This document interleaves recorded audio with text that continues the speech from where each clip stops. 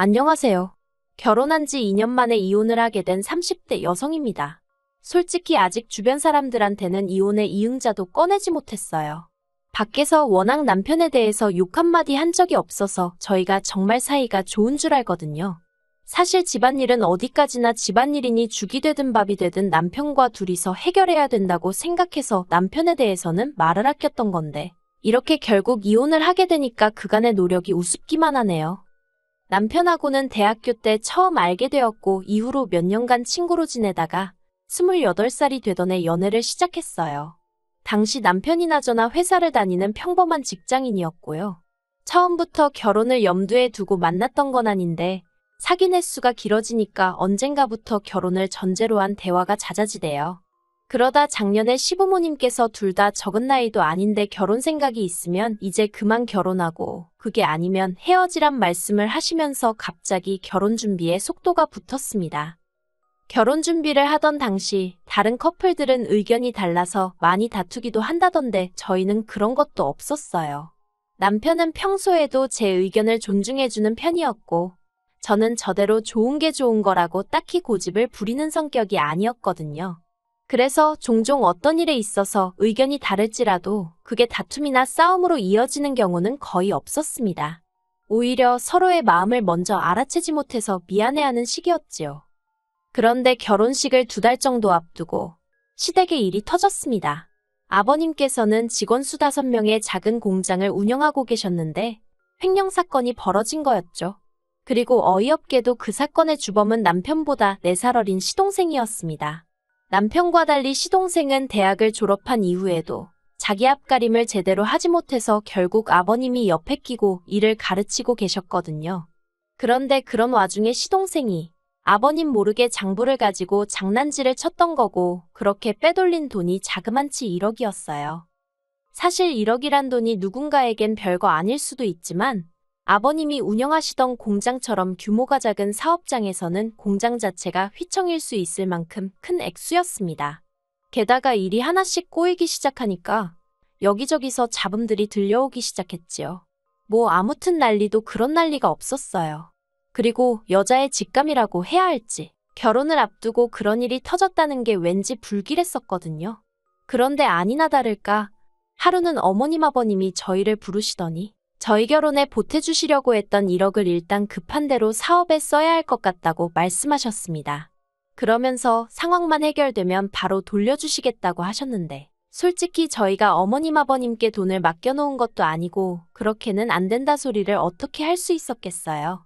게다가 저희는 연애 3년 차부턴 양가 부모님과도 종종 만남을 가져왔기에 어머님 아버님이 힘들어하시는 걸 차마 외면할 수가 없더라고요. 그래서 자의반 타의반으로 알겠다고 했네요. 하지만 어머님 아버님 앞에서 괜찮은 척 했음에도 불구하고 솔직히 갑자기 예산에서 1억이 훅 빠져나가니 저도 기분이 좋을 리는 없었죠. 결혼에 들어가는 비용부터 시작해서 신혼집까지 전부 다 계획을 수정하거나 새로 세워야 하는 상황에서 웃을 수 있는 신부가 몇이나 되겠어요.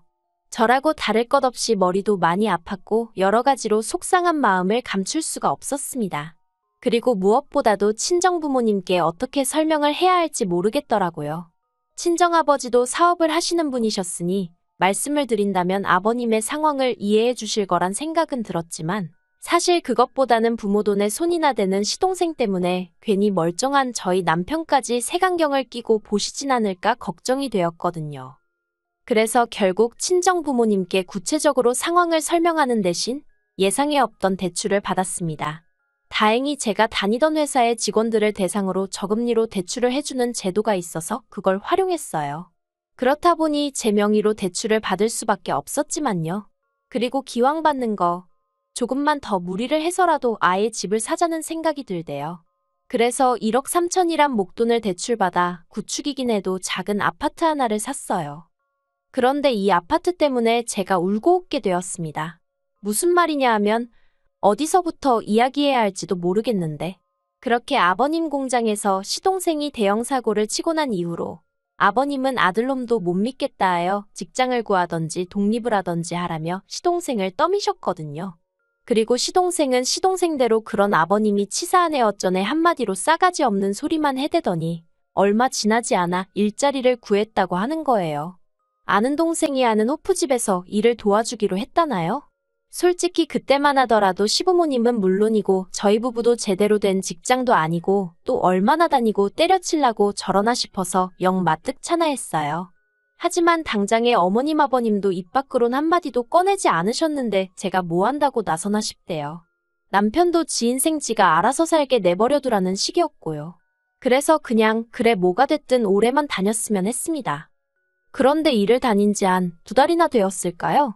새벽 1시쯤으로 막잠이 든 상황이었는데 남편이 저를 흔들어 깨웠습니다. 그리고는 한다는 말이 방금 시동생한테 연락이 왔는데 술에 너무 취해서 집까지 못 가겠다며 하룻밤만 재워달라고 했다는 거예요. 생각지도 못한 남편의 말에 당황스럽기는 했지만 매정하게 안 된다 소리를 못했어요. 몇 번이나 그랬던 것도 아니고 처음 있던 일이었으니까요.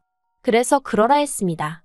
그리고 한 1시간이나 흘렀나 조용히 벨이나 누르던가 아니면 전화를 하지 시동생이 요란하게 현관문을 잡아 흔드는 소리가 들리더라고요. 저도 모르게 인상을 썼고 남편은 부랴부랴 나가서 현관문을 열었습니다. 그리고 그렇게 집 안으로 들어온 시동생은 정말 고주망태가 돼서는 남편에게 하소연을 늘어놓기 시작했어요. 나이도 어린 게 사장이라고 이래라 저래라 하는데 언젠가 가만두지 않을 거라면서 자기가 왜 이렇게 고생을 해야 하냐고 아버님이 원망스럽다는 뭐 그런 얘기들이요. 근데 솔직히 제가 듣기에는 다 자업자득이다 싶었는데 남편은 그래도 자기 동생이라 그런지 안쓰러웠나 봐요. 시동생을 다독이더니 좋은 날이 올 거라며 어르고는 소파에 눕혀주대요. 한편 저는 잠을 있는 대로 설쳐서 평소보다 30분 정도 일찍 일어났습니다. 그래서 출근길에 커피라도 한 잔 사갈 요량으로 출근 준비를 시작했죠. 그런데 그때 안방문이 벌컥 열리더니 시동생이 자기 술국 좀 끓여달랍니다. 그나마 제가 옷을 입고 있었으니 망정이지 너무 황당하더라고요. 그래서 저도 모르게 왜 함부로 방문을 여냔 말이 좀 크게 나갔던 모양입니다. 그러자 자다 깬 남편이 왜 애한테 소리를 지르냐면서 저한테 소리를 치는 거예요. 그러자 시동생은 실실 웃으면서 방문을 닫았는데 저는 다른 무엇보다도 시동생이 보는 앞에서 남편이 저에게 소리를 쳤다는 사실 자체가 용납이 안 됐어요. 그래서 남편더러 이게 무슨 짓이냐고 따졌습니다. 그러니까 남편이 한다는 말이 어제 자기 동생 우는 거 못 봤냐면서 이따 출근하면 또 이리저리 치이고 고생할 애라며 집에서라도 좀 따뜻하게 대해주라나요? 그래도 그땐 몰랐습니다. 남편의 저런 태도가 저를 이혼까지 하고 싶게 만들 거라곤 조금도 예상하지 못했지요. 황당하긴 했지만 전날 밤의 여파가 오래가는가 보다 생각하고 말았거든요. 근데 그게 아니었습니다. 이후로 한 달에도 몇 번씩이나 이것저것 핑계를 대면서 시동생이 저희 집에서 지내는 일이 잦아지대요. 그리고 더 웃긴 건 초반엔 그래도 남편이 저에게 시동생이 와도 괜찮은지 최소한 물어보기는 했거든요. 안 된다고 해도 집요하게 졸라서 어떻게든 이번만이라는 단서와 함께 오케이를 받아내는 시기였지만요. 그런데 언젠가부턴 아예 제 의견 같은 건 묻지도 않는 거예요. 그러다 결정적으로 남편과 이혼을 결심하게 된 건 지난달 비가 많이 내렸던 날이었어요. 모처럼 평소보다 일찍 퇴근을 해서 기분 좋게 집에 왔는데 현관에 낯익은 신발이 놓여 있더라고요. 바로 시동생이었죠. 그 무렵 하루가 멀다 하고 뻔질나게 드나들어 환장할 노릇이었는데 급기야 집주인도 없는 집에 먼저 들어와 있는 걸 보게 되니 기도 안 차서. 게다가 딱 봐도 술에 취한 것도 아니고 지하철이 끊겼을 시간도 아니었으니 더 어처구니가 없대요. 그래서 왜 집에 안 가고 여기로 왔냐니까 비도 오고 그래서 그냥 오기 편한 저희 집으로 왔다대요. 얼마나 당당하게 말하는지 순간 그럴 수도 있지 하고 납득할 뻔했다니까요. 그리고 그날 결국 퇴근한 남편에게 이게 무슨 경우냐고 따졌어요. 언제 시동생한테 현관 비밀번호까지 알려준 거냐고. 이러다 아주 같이 살자는 소리 나오게 생겼다고요. 그랬더니 남편이 하는 말이 그렇지 않아도 저한테 물어보려던 차였다면서 방도 하나 남는데 이참에 아예 저희 집에 들어와서 살게 하면 어떻겠냐대요. 혹 때려다 혹 붙인다는 게 이런 건가. 이번 기회를 통해서 더는 멋대로 드나들지 못하게 확실히 선을 그어야겠다 생각하고 남편하고 이야기를 시작한 거였는데 남편은 오히려 같이 살자는 이야기를 하고 있으니 정말 어이가 없었어요. 그래서 제가 같이 살긴 누가 누구랑 같이 사느냐고 절대 안 된다고 했죠. 그랬더니 밖에서 시동생이 엿듣고 있기라도 했던 건지 현관문이 쾅 닫히는 소리가 나더라고요. 그리고 그 소리를 들으니 지분에 못 이겨서 현관문에 화풀이 하는구나 싶은 게 괘씸하기 짝이 없는 거예요.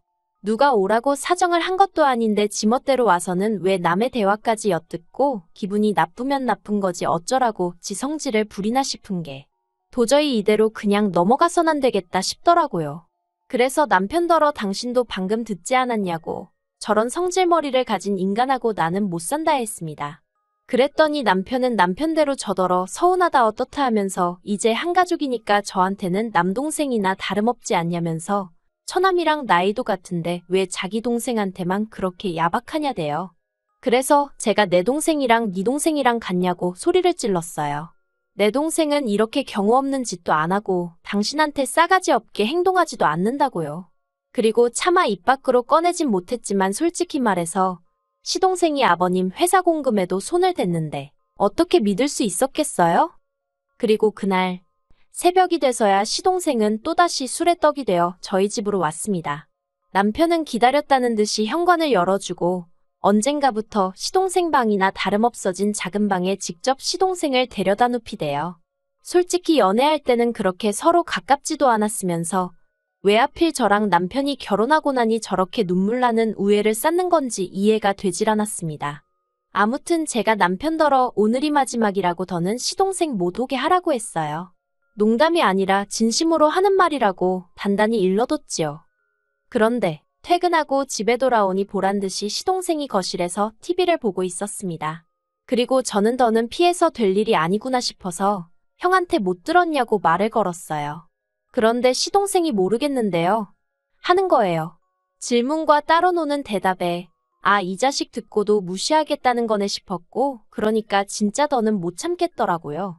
그래서 그냥 대놓고 지금 나가달라고 그리고 앞으로도 여기로 오는 일은 없었으면 좋겠다고 했어요.